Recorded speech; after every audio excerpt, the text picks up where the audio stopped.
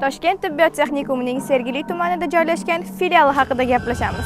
Sergeli tumanida joylashgan filialimiz Toshkent shahrida ilk ochilgan tibbiyot texnikumidir. Hozirda ushbu filialimizni 400 dan ortiq talabalar davlat namunasidagi diplom bilan tamomlashdi. Toshkent tibbiyot texnikumining Sergeli filiali Yangihayot, Bektemir, Yashnobod, O'rta Chirchiq, Quyi Chirchiq, Nurafshon, Yangiyo'l, Bo'ka, Bekobod, Angren tumanlaridan kelib, o'quvchilar uchun juda qulay joylashuvga ega. Texnikum Sergeli tuman hokimiyati hozirda qurilishi yakunlanay degan turistik ko'cha oxirida joylashgan. Ushbu turistik ko'cha o'zida 24 ga 7 ekologik toza yashil hudud, kafelar va restoranlar, konsert uchun maydonlar, ko'zni quvontiradigan milliy dekoratsiyalar hamda do'konlar qad rostlaydi.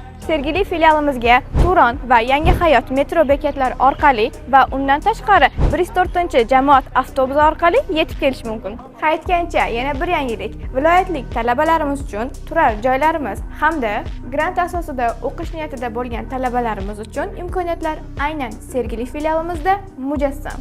Hoziroq o'z o'rningizni band qiling.